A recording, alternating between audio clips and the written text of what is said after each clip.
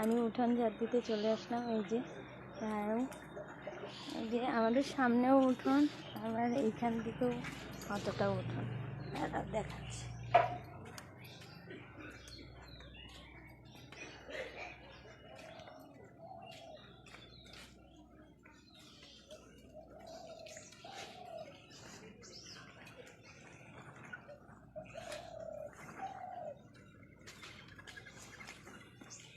এখানে মন্দিরে ছাগল শুয়ে আছে, এগুলো আমার চায়ের ছাগল।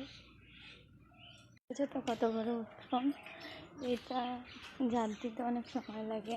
আর আমার বর যদি না ধরে দেয় উঠান ঝাড়টা, আমি তোমাদের দেখাতে পারবো না। উঠান ঝাড় দেওয়ার পরে দেখাচ্ছি, ওকে?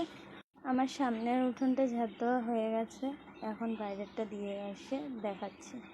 বন্ধুরা, আমার উঠোনটা ঝাড় দেওয়া হয়ে গেছে, এদিকেরটাও খালি একটুখানি আছে তোমাদের দেখাবো বলে।